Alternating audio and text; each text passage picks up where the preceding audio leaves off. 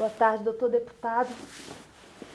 Obrigada por o senhor estar aqui me atendendo. Como o senhor já deve saber, eu sou professora lá no sul do Pará e eu vim lhe trazer umas notícias de Rio Maria. Se o senhor leu as cartas, o senhor já deve saber o quanto a gente vem pedindo pelo nosso povo. Porque é tanta morte que está todo mundo assombrado, doutor. Eu mesma já escrevi para governador, prefeito, juiz, ministro, para o presidente.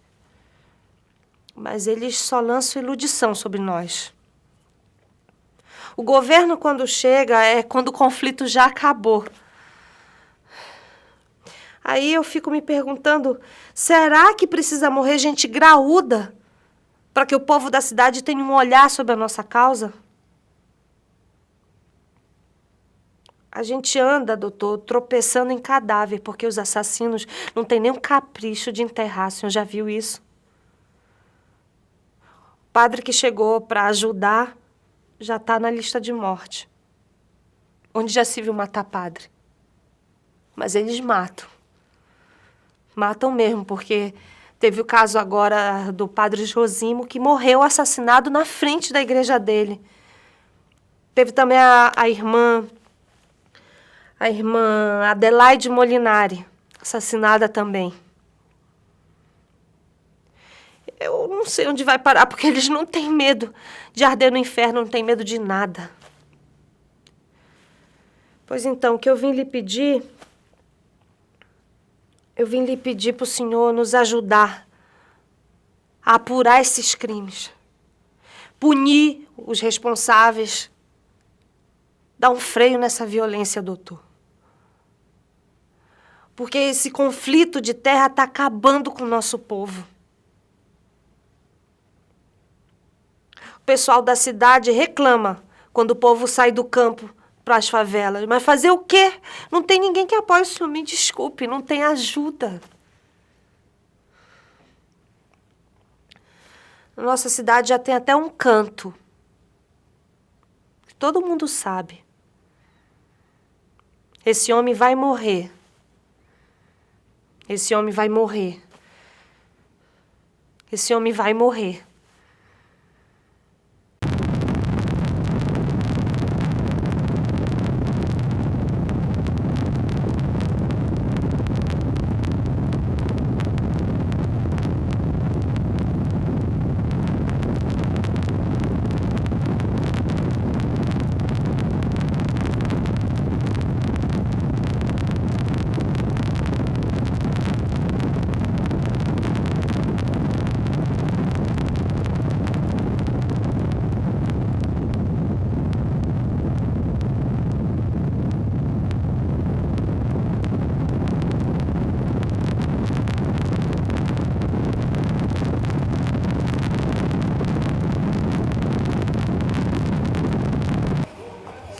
Bom, João Canuto, ele era muito ameaçado, né? E sabia que era ameaçado. E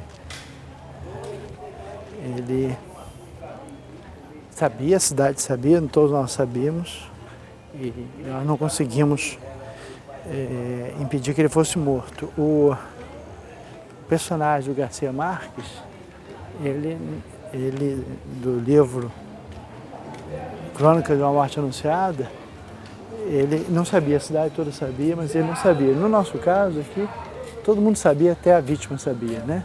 E ele fez esse percurso que a gente está fazendo agora. Ele estava próximo dali da igreja, meio escondido, aí ele veio, atravessou essa avenida, veio para onde nós estamos vindo e ele fez esse caminho aqui. E o terrível é que, apesar de tanta gente saber, não foi possível impedir que ele morresse, né?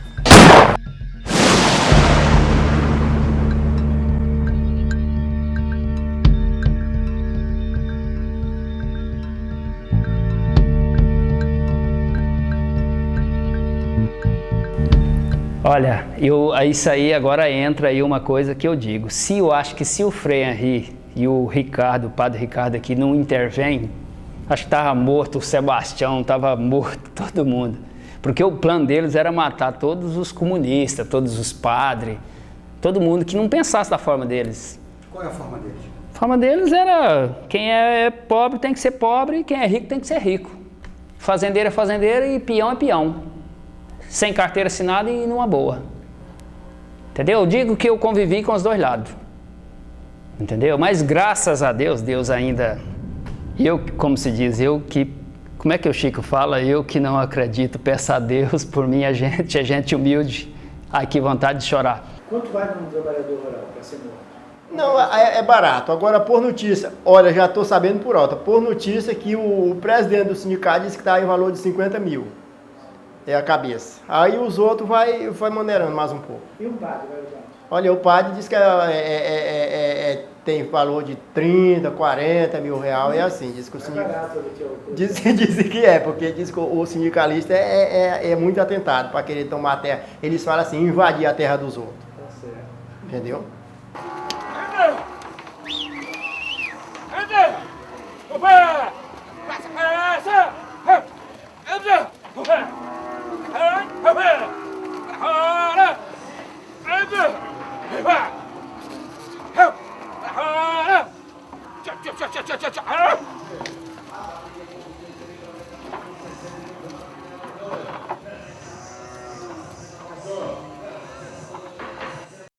E essa segunda é do Belchior. Os dois foram assassinados. O Belchior, que é a segunda lá, foi assassinado em 1982.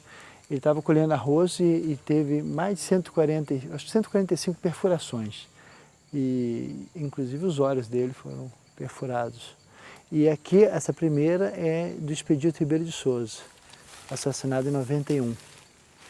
Né? Então, essas sepulturas feitas de forma um pouco parecida, acabaram sendo um sinal, uma espécie de um grito dentro do cemitério de que não era mentira que lavradores estavam sendo mortos. E todas essas sepulturas têm uma frase evangélica, uma frase do Sermão da Montanha, né? Uma bem-aventurança. A gente pode ver mais de perto. Soube. Todo mundo soube. Quando mataram meu pai, foi logo ficamos sabendo quem era. Um dos cabeças, foi tipo uma reunião. Quando foram para matar o João Canuto também teve uma reunião, aqui em Rio Maria. E lá também, lá em São Geraldo, em Itaipava, ali teve uma reunião de fazendeiro também. Inclusive, um dos que encabeçou a reunião foi o Neif Murad, que logo depois, assim, 2, 3 anos, ele foi assassinado por um pistoleiro dele mesmo. Ele foi quem encabeçou ele cogitou para o assassinato do meu pai. Eles foram julgados? Não, e nem ouvido pela polícia até hoje. Então essa semana o homem morre. Aí bateu o martelo, né? Essa semana o João Canudo morre, nós cria o DR. E o Juscelino é o presidente. Aí ficamos ali, eu provoquei o Valtinho, falei, Valtinho, só esses aí vai criar o DR, só 6 pessoas? Ele falou, não, que já teve o prefeito Laranjeira. Realmente, quando eu cheguei, ele estava saindo no Voyage dele. Tinha o Aranha, Nedito, Juscelino, e falou, e todos os fazendeiros vão filiar, vão associar. Então nós vamos fazer e outra. E o João Canudo morre daqui para domingo. Dessa forma, né? Eu também constava numa lista que tinha preços, né? Tinha uma lista lá que cada um, conforme o cargo que exercia, tinha um preço pela cabeça. E eu cheguei a tomar conhecimento dessa lista e que haviam fazendeiros da região interessados na morte do Expedito, na minha própria morte e de muitos outros companheiros. Ali são 4, isso. 2, 6, então são 7. 7 túmulos que a gente... Agora, na verdade, não são 7, são 400 mortos, né? Oi?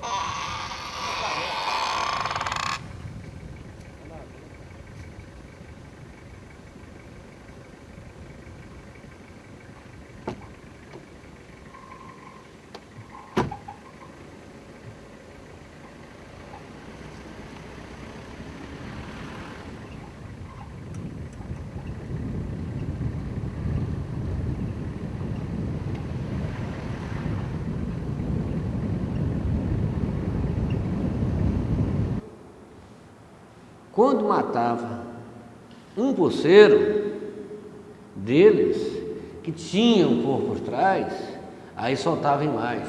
O fazendeiro matou. Agora, quantos fazendeiros que foi morto aqui, quantos empresários que foi morto aqui, quantos doutores que foi morto aqui, quantos policiais que foram mortos aqui em operação dessa, que não saiu no Jornal Nacional. Chico!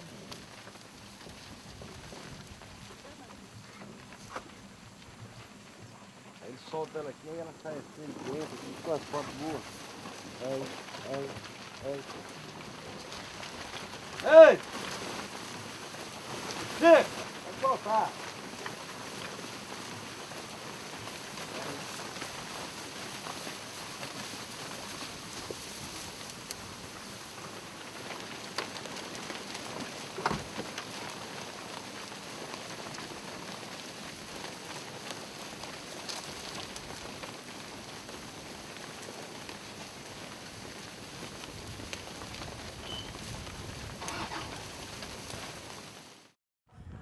Volta e meia tinha uma lista de pessoas ameaçadas de morte, né?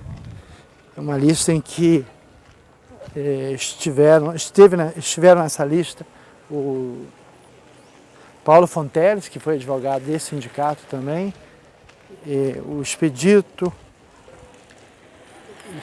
esteve nessa lista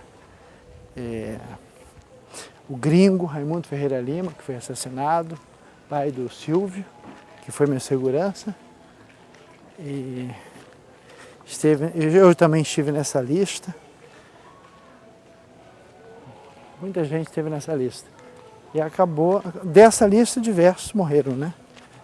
Diversos acabaram sendo assassinados. Falei, eu te dou, viu, Ricardo? Eu falei para ele, eu te dou, assim, como amigo, uma orientação, sai daqui, vai embora, não fica aqui. Aí ele falou, eu morro, mas não abandono meu povo. Eu falei, então vamos, eu tenho 2 revólveres, que nessa época eu tinha 2. Eu falei, eu compro mais 10 aí, vamos matar esses fazendeiros e pronto, resolve a parada. Ele me disse assim, a luta não é por aí. A luta não é por aí, entendeu? Porque naquela época eu tinha condição de comprar um revólver, a mais a menos. Eu ouvi uma vez do Padre Ricardo há muito tempo, ele citando Shakespeare no Hamlet. Eu nunca me esqueci. Não é? Shakespeare. Que o covarde, o herói morre uma vez e o covarde morre todo instante. O Nico Sino tocava, anjo vermelho cuida de mim, vem combater, eu combatia, meu pai dizia, vou proteger, e o tambor tocava, bonitas melodias, como é lindo ver o tocogã tocar, como é lindo ver o tocogã tocar, o caô, caô, caô, caô. O Nico Sino tocava, anjo vermelho cuida de mim, vem combater, eu combatia, meu pai dizia, vou proteger, e o tambor tocava, bonitas melodias, como é lindo ver o tocogã tocar, como é lindo ver o tocogã tocar, o caô, caô, caô, caô.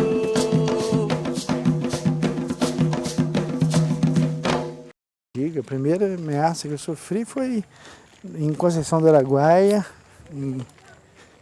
quando em 1978 tinha havido um conflito no Baixo Araguaia, na região de São Geraldo, e por causa desse conflito eu fui ameaçado de morte. E um policial me disse que eu morreria, né? Me fez ameaça. Isso foi a primeira vez. Você foi um homem que não quis encarar a morte, né? Não, Você... apesar de ter passado 10 anos enfrentando ela de frente, mas na hora decisiva eu achei que, até porque eu fiquei sem mandato, né? E aí eu achei que eu não deveria mais nem concorrer à eleição, porque talvez eu pudesse ter o mesmo fim que os outros tiveram. Isso, é um sargento que nós nos encontramos e ele perguntou se eu tinha medo de morrer. E eu perguntei a ele, tudo bem? Ele perguntou se eu tinha medo de morrer, eu devolvi a pergunta e perguntei se ele tinha medo de morrer. Ele disse que não tinha medo de morrer. E eu falei com ele que eu também então não tinha medo de morrer não. Que se me matassem, eu colocava outro no meu lugar, a igreja me substituía. Como ele seria substituído se ele fosse morto, a polícia colocaria outro no lugar dele. E finalmente, quando nós nos despedimos, eu perguntei a ele, bom, já que eu vou morrer, você pode me dizer quem vai me matar? Aí ele me abraçou e disse, se soubesse, ele prenderia, ele não sabia quem ia me matar. Essa macabra sequência de mortes, antecipadamente anunciadas, gerou protestos no Brasil e no exterior.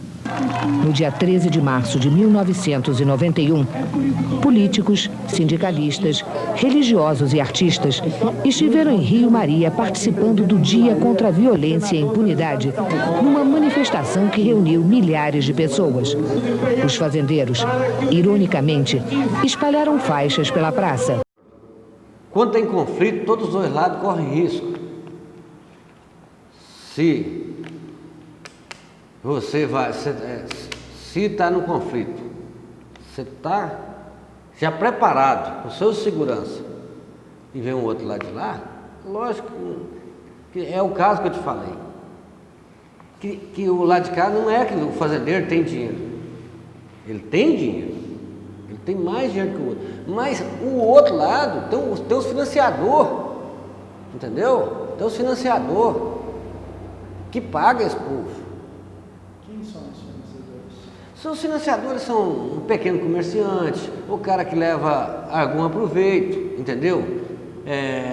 Já chama quadrilha, aí enquadra a quadrilha de gado, ladrão de gado. 350 começa o tomar contigo, o brasileiro tá para a esquerda, 50 para o meio, 350 por quê? 350 do 350, tô chamando mais dois anos na frente de promessa comigo, 50, deu 355, o brasileiro tá para a esquerda, 50 para o meio, 350 pegando comigo, 350,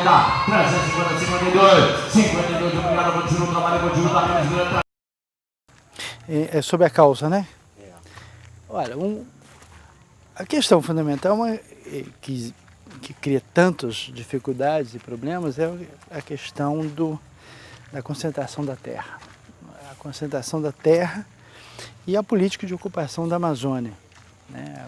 A ocupação dessa região foi um ato do governo militar, começou com o governo Médici e provocou grandes dificuldades que persistem.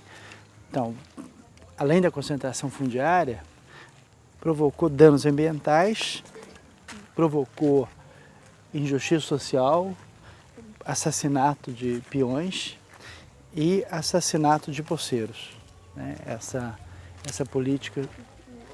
Como vão? Tudo bem? Essa política de ocupação da Amazônia foi precipitada e equivocada. E o governo ocupou a Amazônia movido por algumas razões. A primeira razão era de natureza geopolítica. O governo brasileiro temia que houvesse uma internacionalização da Amazônia. Então, para evitar a internacionalização da Amazônia, ele resolveu ocupar e usava inclusive um slogan que era integrar para não entregar. Isso é, integrar as terras da Amazônia, ao país, para não entregá-las ao estrangeiro. A segunda razão do governo brasileiro era resolver problemas sociais, né? Havia uma seca enorme no Nordeste, aqui muita terra, pouca gente. Então o governo resolveu ocupar essa região, também transferindo populações de sem terra, populações famintas de outras regiões para cá. Para viabilizar isso, o governo também atraiu o grande capital, as grandes empresas financeiras e industriais, para que elas aplicassem seu capital aqui na Amazônia. E uma forma de aplicação do capital era através da pecuária.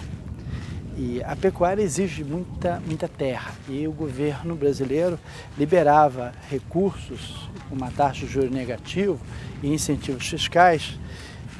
Tanto os empréstimos quanto os incentivos eram proporcionais ao tamanho do imóvel. Quanto maior a terra, quanto maior a propriedade, maior a liberação de incentivos fiscais e recursos econômicos. Com isso, nós tivemos propriedade aqui com até mais de 100 mil hectares. Grandes propriedades se instalaram aqui, expulsando populações nativas anteriores, já estabelecidas aqui, populações principalmente de pequenos agricultores. Alguns indígenas também sofreram com essa ocupação dessas propriedades.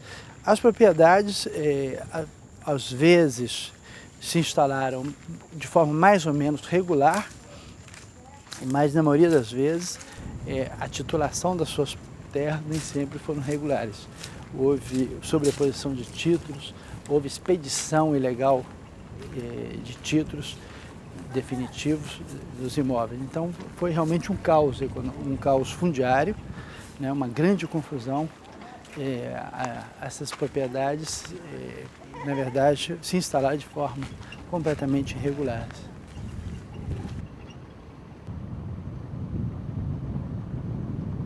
Rio Maria era um garimpo e uma madeireira.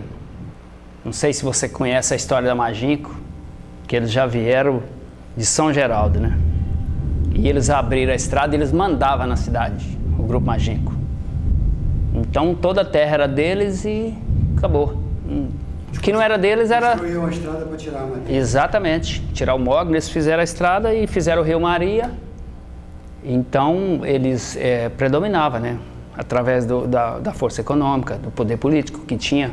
Porque naquela época, para ter uma noção, nós não tínhamos... Qual deputado de esquerda que nós tínhamos naquela época? Só o Paulo Fonteles é o que morreu, né?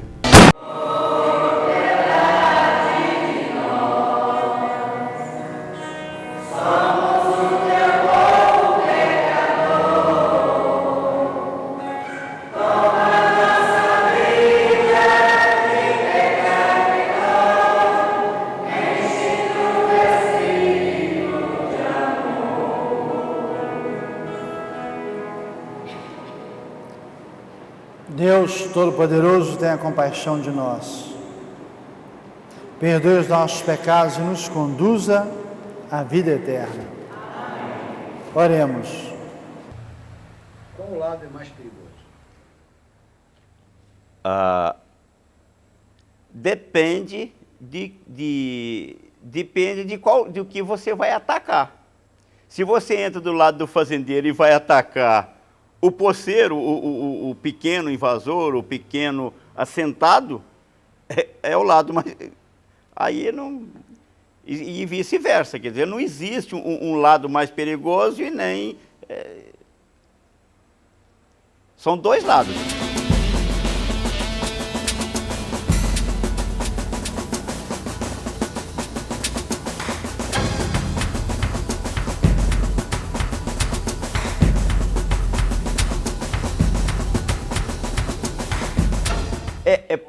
É porque poceiro aqui tem um duplo sentido. O poceiro aqui significa aquele pequeno produtor, aí é um poceiro.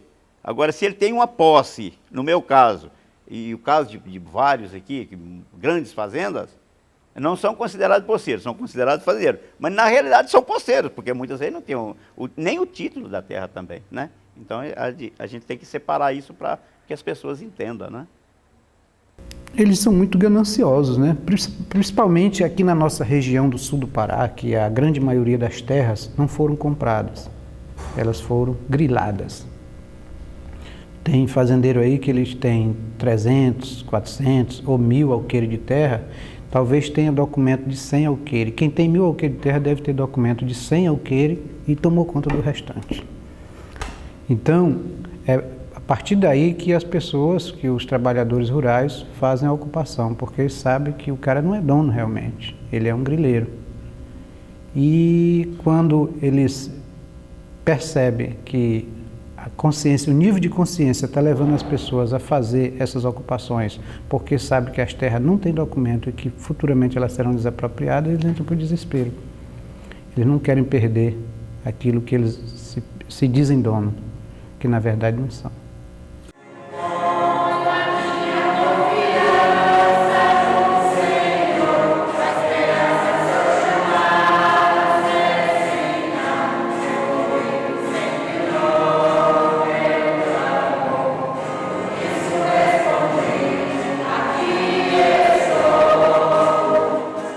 Em 88, em outubro, eu vim para Rio Maria, trabalhar aqui na cidade de Rio Maria. E vim como pároco, responsável por essa região aqui, né, que abrange o município de Rio Maria e o município vizinho, o município da Banaque. E permaneci aqui até final de 96. Quando eu vim para cá, eu já tinha uma experiência muito grande com trabalho em áreas de conflito e já era ameaçado de morte, a situação era confusa, difícil. E ao vir para Rio Maria, a diocese imaginou que estava me mandando para uma região bem tranquila, uma região onde havia menos problemas. Contudo, chegando aqui, descobri que tinha muita violência, muito assassinato, que a situação não era tão pacífica como aparentemente a diocese pensava. E em 1990 houve o assassinato de 2 trabalhadores no mês de abril, dia 3 de abril, sequestraram e mataram o Brás, que tinha sido diretor do sindicato e era membro do PCdoB, e o Ronan, que ajudava o Brás. E ainda no mesmo mês de abril, alguns dias depois, sequestraram os 3 irmãos Canuto, o José Paulo e o Orlando Canuto. O Orlando sobreviveu, os 2 irmãos morreram. Nós então ficamos extremamente preocupados e eu me lembro que estivemos em Brasília com o ministro da Justiça da época, e eram em torno de 16 deputados federais e eu participei da audiência e reclamamos da insegurança e avisamos ao ministro que havia outras pessoas que poderiam ser assassinadas, incluindo o Carlos Cabral, o Expedito Ribeiro de Souza e o próprio Orlando, que havia sobrevivido recentemente. O ministro demonstrou preocupação, disse que ia fazer alguma coisa, mas nada foi feito. Finalmente, no dia 2 de fevereiro de 1991, assassinaram o Expedito Ribeiro de Souza. E essa morte foi terrível para nós. Uma morte tão anunciada, um mês antes do Expedito ser morto, o jornal Le Monde Diplomatique tinha publicado uma grande matéria de 2 páginas com a foto do Expedito e a legenda: "Este homem vai ser morto". Ele, como se diz, na época, isso foi em 87, né? São o quê? 15 anos? Ele era assim, por ser negro, muito simpático, tinha uns dentes, que eu tinha inveja dos dentes dele, que eu nunca tive dente que presta. Uns dentes muito bonitos, né? E uma saúde, entendeu? Era um cara que, se fosse para andar a pé daqui até Redenção, entendeu? De uma vitalidade, né? O cara, como se diz, eu, no contato que eu tive com ele, pelas poesias, andei bebendo com ele, ele não era de beber igual eu, que eu bebo mais do que eu acho que do que meus amigos todos, eu tenho consciência disso. Mas ele não era de beber muito, mas quando nós encontrávamos, a gente engatava mesmo e bebia muito. Mas toda a vida dele foi voltada para um mundo melhor, por fazer uma sociedade igualitária. Eu sei bem que ele dizia que a morte era um traço negro da qual ninguém podia se livrar. Ela matava todo mundo, do mais crente ao mais ateu, pois matou até Jesus, Filho de Deus.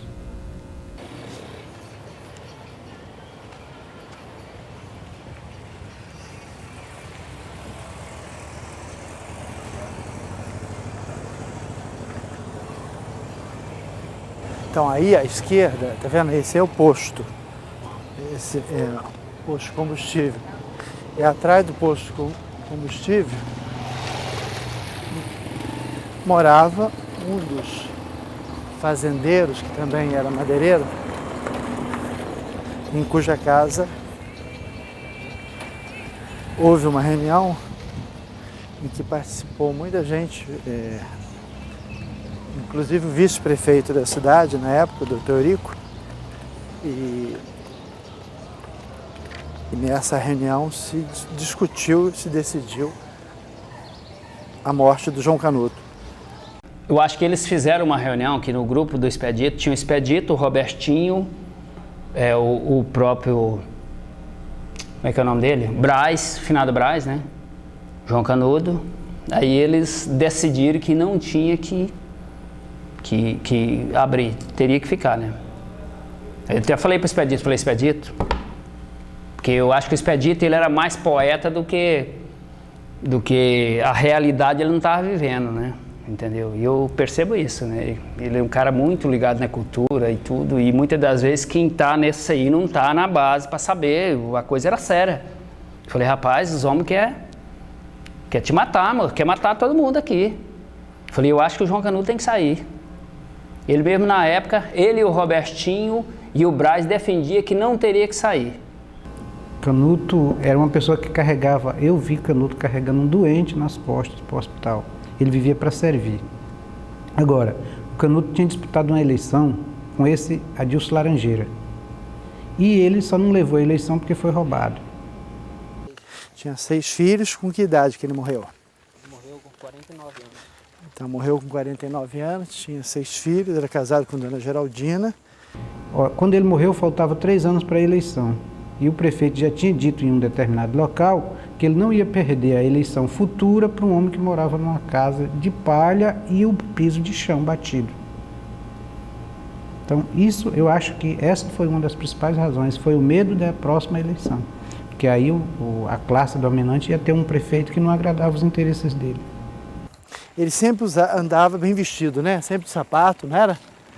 Ao contrário do Expedito. O Expedito sempre estava de sandália de dedo, igualzinho eu estou aqui, né? Sandália havaiana.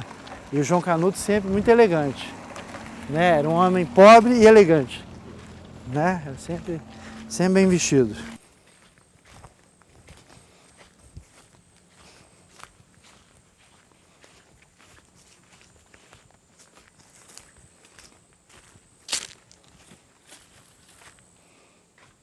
Aí, João Canuto de Oliveira, nasceu em 3 de janeiro de 1936, assassinado dia 18 de dezembro de 85, presidente do Sindicato dos Trabalhadores Rurais, ex-candidato a prefeito, assassinado depois de comunicar inutilmente às autoridades que era ameaçado.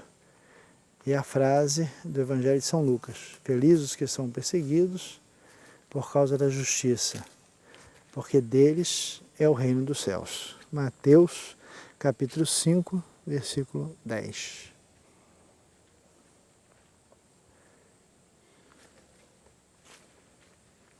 Vamos fazer uma oração por eles? Vamos lá? Em nome do Pai, do Filho e do Espírito Santo. Amém.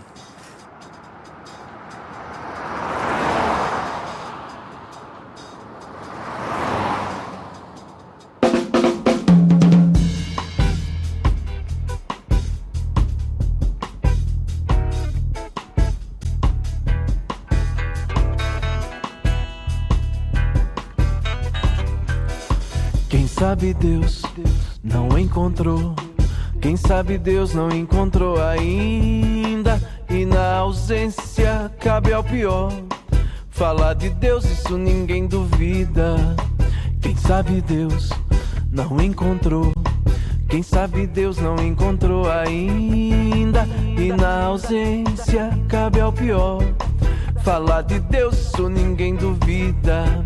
Se dá rodado, não me incomoda, e nessa roda roda o teu juízo. Sou obrigado a dar 2. Tribuna mestre não prende por isso.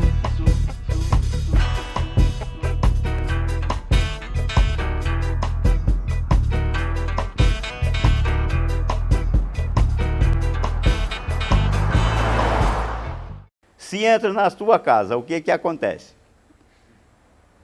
Chama a polícia, manda tirar. É o mesmo que a gente faz. Aí é questão de defender o seu patrimônio.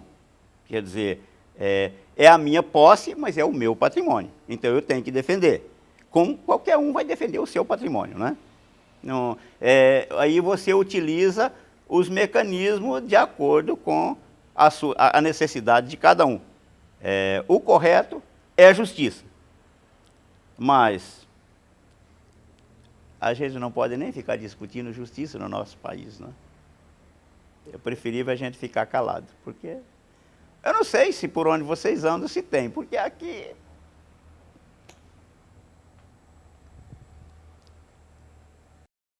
eles matam, aqui tem matado. Todos eles que vai denunciar das injustiças, eles matam. Então todo mundo aqui, ninguém tem coragem de falar nada sobre as injustiças. Que o que eles têm falado que vai matar, eles têm matado mesmo. Isso aí não escapa nenhum. O pistoleiro, depois de colocar o nome de um no caderno dele, ele vai mesmo. Estamos na luta, estamos organizando o sindicato novamente, vamos partir para a luta. Vamos mostrar para esses latifundiários, para esses assassinos, que não é matando que se resolve a questão da terra, que eles matam um expedito, matam um Canuto, matam um Carlos, mas muitos expeditos, Carlos e Canuto, surgirão no meio das massas para assumir a nossa luta. Há sempre o perigo do medo paralisar a gente ser amordaçado pelo medo. Isso, por enquanto, não aconteceu comigo. Espero poder continuar a enfrentar essa possibilidade de uma morte prematura, trabalhando como sempre trabalhei e enfrentando as dificuldades segundo as necessidades que existem. E o que eu puder ajudar o povo, eu vou ajudar. Esse é meu desejo, esse é meu compromisso. Agora, o que mais marca nessa questão do sofrimento é que a gente foi pego enganado. A gente pensava se tratar da polícia com algum engano, né? E quando na verdade eram as pessoas, inclusive policiais, para poder assassinar a gente. E a distância que eles percorreram com a gente, cerca de 70 quilômetros, armando e desarmando a arma na cabeça da gente, espancando, até o momento da execução. Então, ali passa pela cabeça da gente tantas coisas, né? Como a gente vai morrer, se morre, se a gente vai ter alguma chance de escapar. E no momento dos tiros nós reagimos, né? Nós reagimos e mesmo algemado. Então, com isso facilitou que eu caísse dentro de um capim muito alto e eles não me acharam. Eles mataram os meninos, eles estavam algemados no braço do outro, não tiveram a oportunidade de sair do raio dos tiros como eu tive, né? Quando é que você teve certeza que você ia morrer? Você resolveu correr? Não. Certeza eu tive desde o momento que eles foram pegos em casa, que eles não quiseram identificar como policial. E quando saiu, eles começaram a dizer que nós estávamos matando gente nessa fazenda, né? Então, como eu não tinha participação, eu já sabia, e começaram a comentar a morte do Braz e do Ronan, que tinha sido 18 dias antes. Então, aí eu já sabia que era uma armação, uma emboscada, mas já estava algemado, não tinha mais como sair do carro. Então, depois dos tiros, tem uma questão que me marcou muito também nesse dia, que eu pedi ajuda numa casa onde as pessoas eram trabalhadores rurais e que ouviu todos os disparos. Foi mais ou menos cerca de 150, 200 metros da casa deles. Então eu pedi ajuda lá, era por volta de 2 horas da manhã. Aí levantou um senhor, uma senhora, muito preocupada e com medo, né? E cerraram, aí ele cerrou a corrente da algema, que estava minhas mãos para trás, ele cerrou a corrente da algema. E isso para mim já foi uma ajuda muito grande, porque até então eu estava caindo toda vez que eu no mato, eu não tinha firmeza, não tinha as mãos. De vez em quando eu caía e dava trabalho para levantar. E levantou 2 crianças, 2 mocinhas, assim mais ou menos, período assim, mais ou menos uma faixa etária de 10, 11 anos. E que viu tanto de sangue na roupa, né, elas tiraram a minha camisa e amarraram um pano. Você foi atingido? Uma faixa, fui atingido na barriga e no braço. E amarraram uma faixa E essa faixa parece que tancou o sangue. Desse momento em diante eu não perdi mais sangue pela barriga, eu perdi mais sangue a partir daí só no braço, né? Então eles foram muito solidários nesse momento, né? E eu andei 12 quilômetros a pé até na cidade, cheguei lá por volta de 5 horas da manhã. Aí pedi ajuda num posto de gasolina, aí tinha uns caminhoneiros levantando e por causa das argolas que estavam no braço, eles achavam que eu era bandido e queriam me pegar na marra para levar para a polícia. E eu já sabia que tinha participação de polícia, não queria, em hipótese nenhuma, antes de eu ter reunido testemunhas, né, ter reunido pessoas. Aí lá nesse posto, o guarda que trabalhava, ele conhecia a história do meu pai. E aí quando perguntou meu nome que eu falei, ele foi quem acalmou os caminhoneiros, as pessoas, inclusive ele mesmo, que estava tentando me pegar para levar para a polícia, né? Então esse momento foi muito ruim, você passar por as pessoas, os cidadãos que estavam ali, a gente passar por bandido, né? Por causa de um par de algema que a polícia que assassinou colocou nas minhas mãos, né? E nos meus irmãos que foram assassinados, e você chegar, contar uma história e as pessoas, os cidadãos ainda não querer acreditar, acho que com medo por estar protegendo um bandido, né? No dia seguinte, na Câmara Municipal da cidade vizinha de Xinguara, o Sindicato Rural promoveu uma reunião de fazendeiros, onde eles deixaram claro as suas intenções. O que vai mal é o desrespeito ao direito de cada um, em especial ao direito de propriedade. As grandes e médias propriedades estão invadidas ou ameaçadas de invasão. Nós é que tem que resolver esse problema. Não esses comunistas que vêm aí fazer discurso em cima do palanque, que vêm chorar em cima de defunto. Eu não sei como, meus amigos, em Rio Maria tem uma família do Canuto. Já foi morto o Canuto, foi morto 2 filhos. E ainda essas pessoas têm a coragem de subir no palanque, rapaz. Será que essas pessoas não têm remorso? Que tem o seu pai morto, tem 2 filhos mortos. E está em cima do palanque xingando o fazendeiro. Nós temos, gente, é que resolver o problema.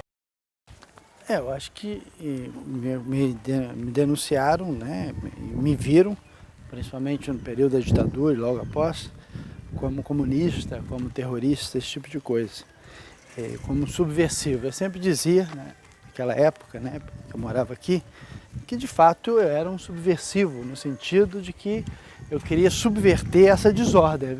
Nós vivíamos e vivemos, diria hoje ainda, né, uma desordem social, um caos fundiário, um caos nas relações humanas. As pessoas têm os direitos pisoteados, é uma tragédia que tenhamos ainda a utilização de mão de obra escrava por esses grandes empreendimentos. Então, nesse sentido, eu era um subversivo, porque eu queria subverter essa desordem. E meu desejo era que houvesse uma nova ordem aqui, né? Nós precisávamos exorcizar esses demônios, que são os demônios da fome, da miséria, da injustiça, da prepotência, né? E criar o mundo melhor, o mundo que Deus quer, o mundo que deveria ser feito, onde corre leite e mel, onde corre justiça, né? Usando uma imagem simbólica dos indígenas, né? A terra sem males, né? Que é a utopia dos índios, é ter essa terra sem males, essa terra sem maldade, sem dificuldade, né? As lágrimas devem ser enxugadas. Nós cansamos de celebrar a missa de 7º dia, nós cansamos de ficar socorrendo viúvas e órfãos. A gente sonha paralisando a situação de injustiça, também paralise as mortes, né? E as famílias possam viver muito melhor do que estão conseguindo viver, né? A experiência nossa em Rondônia do Pará é uma tragédia, porque estamos revivendo algo que Rio Maria viveu há 14 anos atrás, né? Nesse momento, um governo novo, um governo, né, que se comprometeu com a reforma agrária estamos ainda com um horizonte muito obscuro ainda. Não é exatamente o período da ditadura, a gente vive outro período, mas ainda falta muita coisa. Você se considera um homem corajoso? Não, de jeito nenhum, não sou corajoso não, sou apenas teimoso. Tenho fé e teimosia.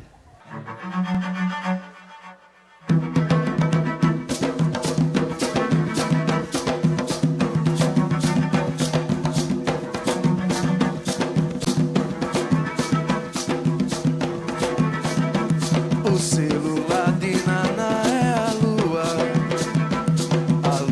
é o celular de Naná, o celular de Naná é a lua é o celular de Naná, um banho de mar, um banho de cachoeira, um banho de rio, um banho de rosa, que beleza é o mar, um banho de mar, um banho de cachoeira, um banho de rio, um banho de rosa, que beleza é o mar. O celular de Naná é a lua é o celular de Naná, o celular de Naná é a lua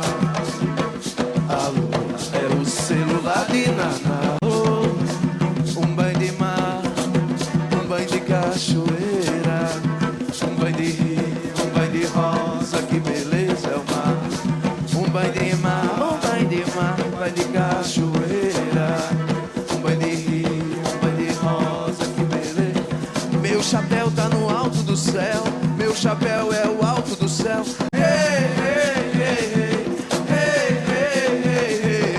Meu chapéu tá no alto do céu, meu chapéu é o alto do céu.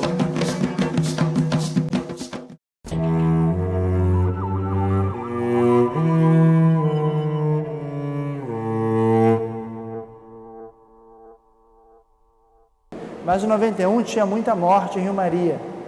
Em Rondônia do Pará está desse jeito, né? Do Sindicato dos Trabalhadores Rurais já mataram 3 diretores. Atual, tem uma mulher que é presidente do sindicato. O marido dela foi assassinado e ela é ameaçada de morte. Tem 2 diretores ameaçados de morte. Então estão matando muita gente em Rondônia do Pará. O latifúndio aqui na região, eles mapearam 18 pessoas.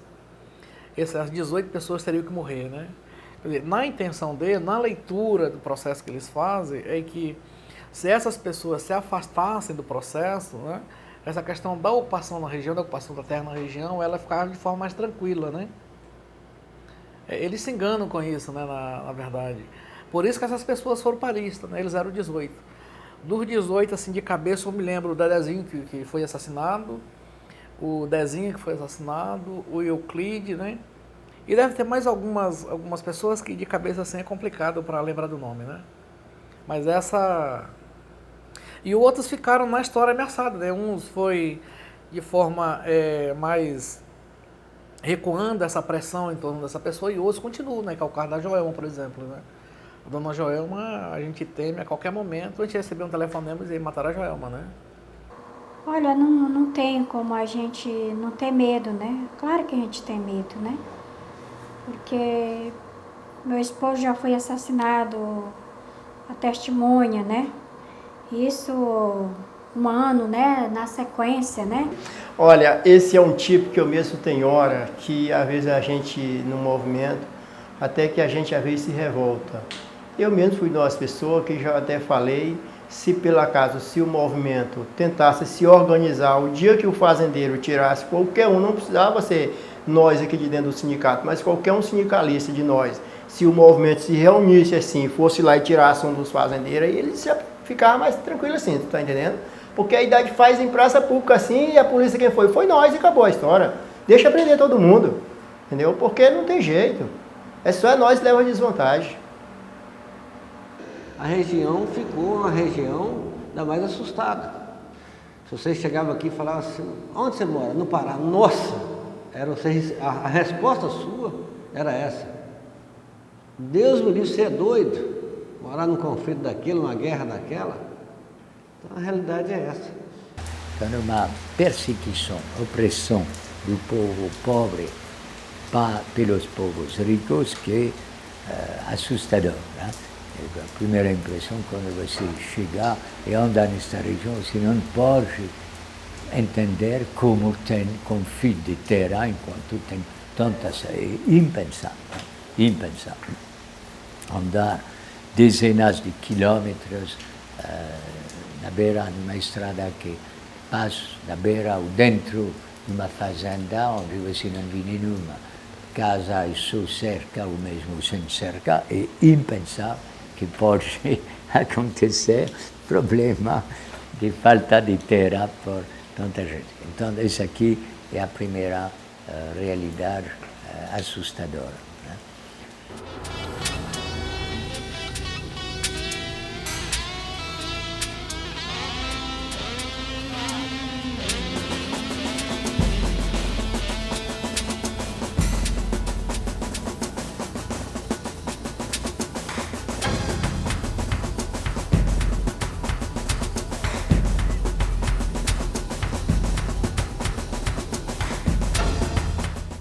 A reforma agrária hoje só é no papel a maior parte. A gente, que não precisava, hoje a maior parte dos nossos assentamentos, de gosto com qualidade, porque eu fui um dos que ajudei a criar mais hoje, já uns 50 projetos de assentamento, só aqui em Marabá, inclusive só em Marabá nós temos 72 de projetos de assentamento já criado e não foi nenhum. O INCRA chegou lá e disse, ó, tá aqui a terra, tá cortada, eu fui lá, tirei a parte do poceiro mais velho e essa outra tá dividida entre vocês.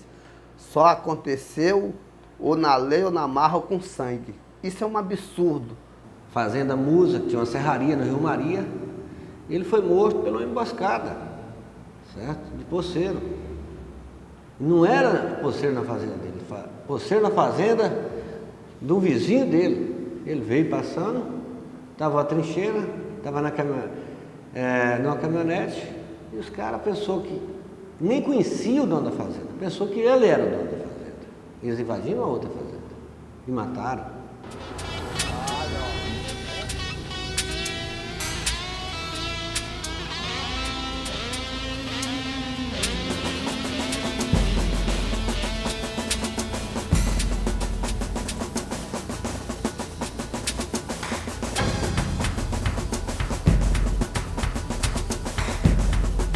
O Ministério Público, eu acho que com a Justiça, pegaram um informante, né? O informante tinha fugido de uma fazenda em que ele presenciou a morte de vários trabalhadores. Ele dizia disso lá claramente, eu acompanhei isso muito de perto, que ele dizia claramente que como as pessoas foram mortas, ele deu um exemplo lá, que o gato, o capataz do fazendeiro, foi atrás do trabalhador, a cavalo, laçou o trabalhador, e veio puxando, como a gente vê nesses filmes aí americanos, veio puxando o sujeito lá, né? Quando o sujeito chegou já quase morto lá no local onde para onde ele levou os trabalhadores, onde os outros trabalhadores estavam vendo isto, ele espancou mais ainda e depois atirou na pessoa.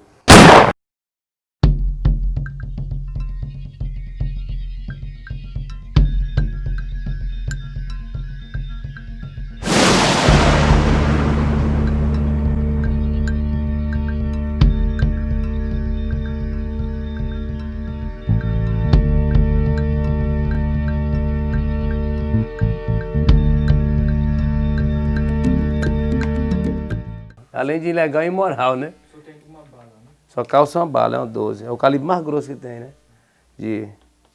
De cartucho, cartucheira. Então ele é uma 12. Ele é 12, fabricação caseira. Atirar e sair correndo. Não, atira, ela saca. Aquela... Tu atira e maneja, já bota o outro e vai atirando. Porque ela tem uma pressão muito grande. A 12 é aquela que abre no fundinho? Ela derrubou quase uma parede dessa, um tiro dela. O nome de vocês foi citado no Jornal do Rio como talvez envolvido no assassinato do Expedito lá de Rio Maria. Ninguém melhor do que vocês da imprensa que sabe que o jornal fala o que quer. Agora, se são envolvidos, a obrigação é da justiça ou da polícia nos chamar para nós esclarecer. A omissão E quase sempre a cumplicidade das autoridades policiais e judiciárias incentivam a violência. A impunidade estimula os covardes. O pistoleiro normalmente é um cara sem coração, né? Ele trabalha, quem pagar mais ele vai atrás. Se tu empleitar um matador de aluguel, ele vai. Ele não te conhece, ele vai pelo dinheiro. Então esse é o pistoleiro, ele vai matar para ganhar dinheiro. Ele não quer saber quem tu é, de onde é que tu veio, se tu tem família. Ele vai agir pelo dinheiro. Um não entrega o outro. Você não pega uma informação de um pistoleiro, outro pistoleiro não entrega ele. Porque esse era pistoleiro que eu sei da vida dele. Nós trabalhamos junto em garimpo, entendeu? E outra. E eu tenho um primo também que é pistoleiro, em Goiás está vivo até hoje, tem uns 30 anos matando gente lá, um tal de Gerson, da polícia. Entendeu? Matou o próprio irmão, para você ter uma noção. Uma família inteira, uma senhora idosa, o pai de família e as 3 crianças foram assassinadas, inclusive um bebê. Eu estava com ele e nessa época eu não estava bebendo, eu fiquei uns 8 anos sem beber. Aí eu sugando ele para ver se puxava alguma coisa dele, né? Que ele é pistoleiro, Toninho dentista. Aí eu falei, Toninho, quem foi? Me dá um jeito aí de nós achar quem executou. Quem mandou eu já sei, agora eu quero saber quem executou. O João Canuto pra gente pegar esses filhos da puta. Ele falou, vou te dar uma pista e não fala mais nada. São 2 policiais. Não me pergunta mais nada que nós temos uma ética profissional. Inciso. Eles têm essa ética profissional mesmo. Recebi um telefone anônimo de uma violência de um rapaz. É vagabundo, se provoca, incita a ocupação de terra, invasão. Vamos te matar esta vez, você não vai escapar. Depois nada. Qual o nome dele? José Pereira da Silva.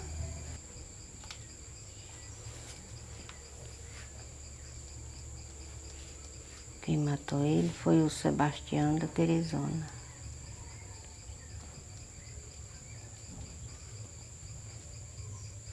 Ele deu 5 tiros nele.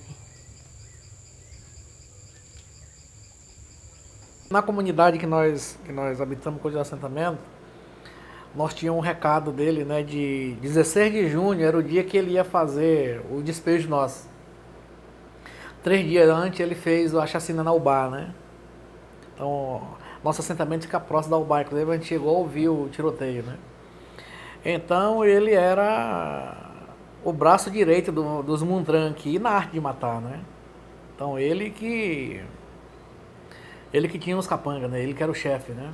Então ele, pelo que se relata na região, as pessoas inclusive vítimas do processo, o Sebastião ele tinha o prazer de puxar o revólver e atirar, né?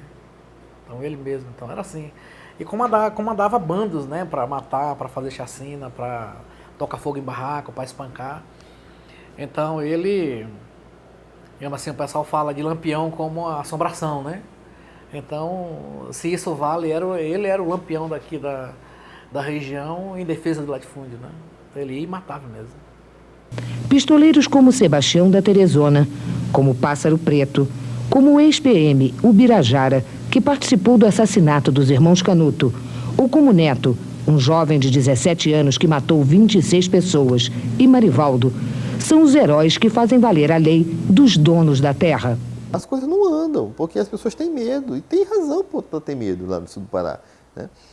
Eu tive lá agora recentemente, não foi bem recente, no ano passado já, lá em Redenção, falando sobre o trabalho escravo dos fazendeiros, foi uma sindicalista lá, aqui, levada pelo Frei Henrique, acho que levou, e ela denunciou, e ali tinha um ministro de Estado, tinha ministros dos tribunais superiores, tinha policiais federais, tinham várias pessoas ali naquela agência do Estado, e que ela disse lá claramente, olha, foi lá, denunciou as pessoas, disse quem era que estavam fazendo as ameaças, que o sindicato tinham tocado fogo no sindicato, que tinham queimado, tinham ameaçado ela, o marido, não sei o quê. E ficou esperando ali algum tipo de resposta daquelas autoridades. E eu acho que essa moça não teve nenhum tipo de resposta. Eu acho que ela foi lá, denunciou, deve ter sofrido uma represália ainda, deve ter queimado a casa dela, se não fizeram coisa pior, Mas eu não vi dali nenhum tipo de ação do governo, né? A minha situação, tem hora que não dá para segurar, né?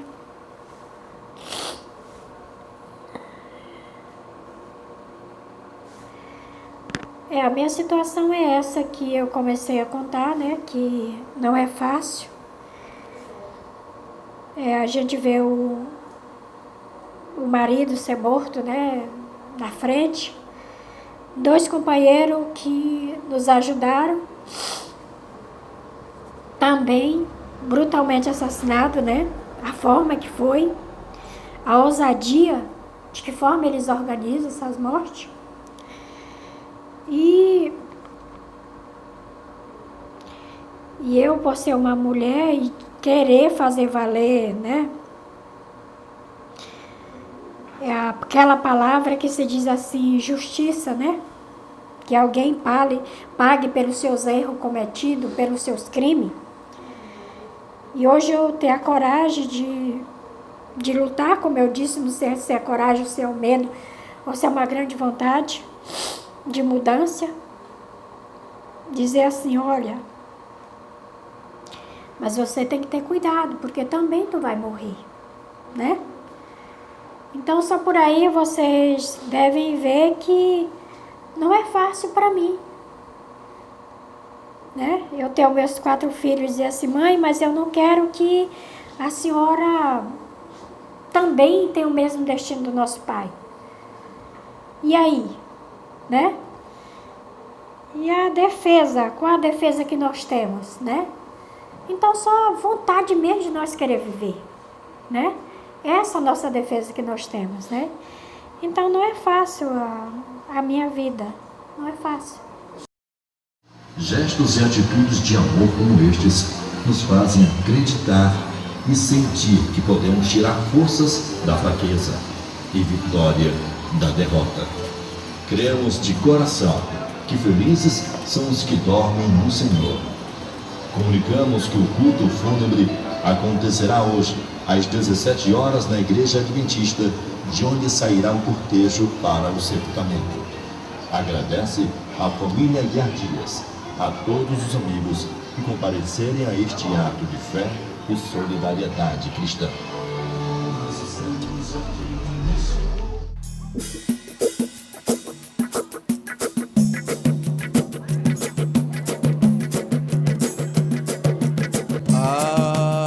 Exu mandou avisar que os anjos do asfalto estão em todo lugar.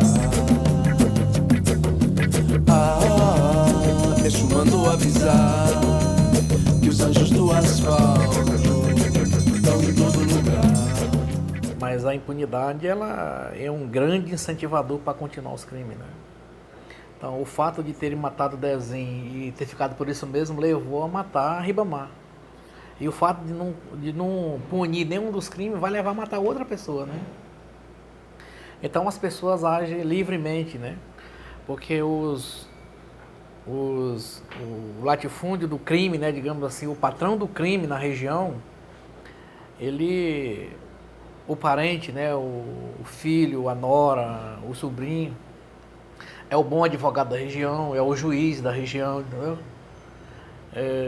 O cara que mata é o cara que tem o deputado, né? É o cara que ajuda a eleger o governador.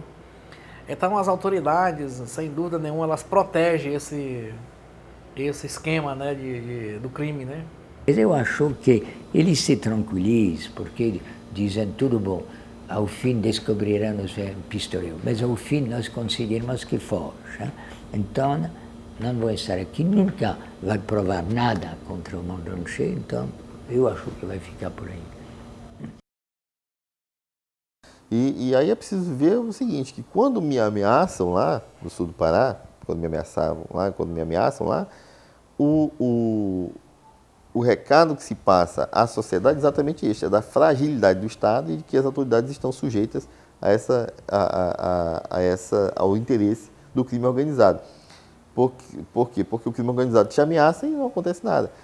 E isso passa o recado também para a população, mais ou menos no seguinte dos seguintes termos: olha, se nós estamos ameaçando o juiz, né, e eles não fizeram nada, nós vamos matar você. Você sindicalista, você trabalhador, né, você religioso. Eu tenho certeza que, por exemplo, o Frei Henri, lá, que é também alvo de ameaça, não mataram o Frei Henri ainda porque existe essa coisa da repercussão internacional, né? O assassinato do Frei Henri seria mais ou menos o que ocorreu muito mais grave do que ocorreu com Chico Mendes. Então, porque existe essa cobrança da comunidade internacional, existe essa cobrança da imprensa. Então, essa é hoje, aqui no Brasil, essa é a nossa única forma de proteção. É a denúncia, né, e a cobrança da imprensa e a coisa de ficar com essa visibilidade que esse trabalho me dá. E na verdade, quem vai nos julgar na história, como diz o Evangelho de São Mateus, capítulo 25, são os pobres, né? Os que sofrem, né? Diz o Senhor que no final dos tempos a pergunta que nós vamos ter que responder é essa: eu tive fome, me deste comer, eu tive sede, me deste beber, eu estava nu, me vestistes, preso, estiveste comigo, sem terra, peregrino, me acolheste. E aí, gente, tá boa? Tudo bem? E então a salvação passa por isso, pela capacidade de amar e de fazer o bem. Tudo bem?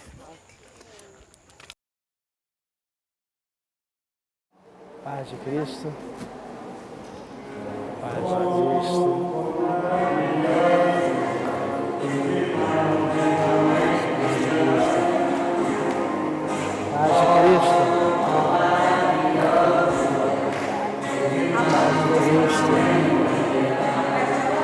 Paz de Cristo.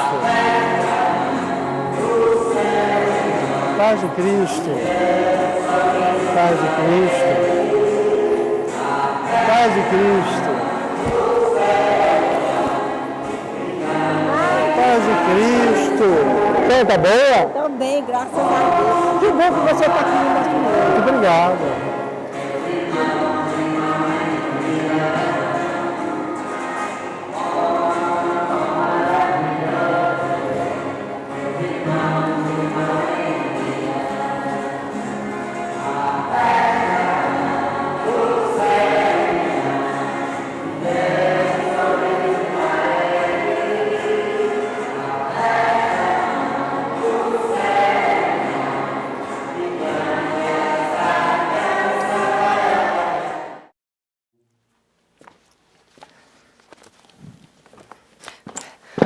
Quanto tempo, né, doutor senador?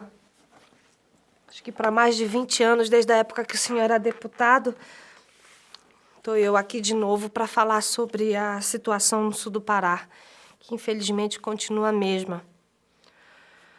A lista de ameaçados de Rio Maria amenizou, sim. Mas a situação em Conceição do Araguaia, Xinguara, Marabá, agora mesmo, em Rondon do Pará, nós perdemos o presidente do Sindicato dos Trabalhadores Rurais, o Dezinho. Não sei se o senhor lembra dele. Dezinho morreu pelo que ele tinha de melhor, a bondade. Conseguiu fugir de não sei quantas emboscadas. Foi ameaçado por mais de 9 anos. Mas, infelizmente, chegou o dia dele. O sujeito chegou na casa dele, pediu para entrar, sentou no sofá dele, falou que precisava saber como é que fazia para tirar a pensão da avó que tinha morrido. Dona Joelma pediu para a filha caçula chamar Dezinho. A filha saiu para chamar o pai para a morte, doutor, porque lá mesmo Dezinho foi assassinado na frente de casa, da mulher, da filha. O vizinho que testemunhou o caso também foi assassinado.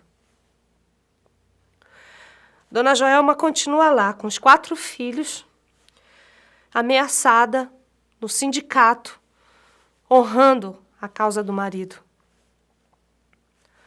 O secretário de Segurança do Estado esteve lá, mas se até juiz é ameaçado, Acho que só Deus mesmo para desendoidar essa vida. E eu me pergunto quantos Dezinho, quantos Expeditos, quantos João Canuto, quantos Chico Mendes vão ter que morrer para que a gente tenha justiça, doutor. Agora mesmo, em Anapu, o canto se repete. Porque todo mundo sabe que a irmã Dorothy vai morrer. Ela vai morrer, doutor. Ela vai morrer.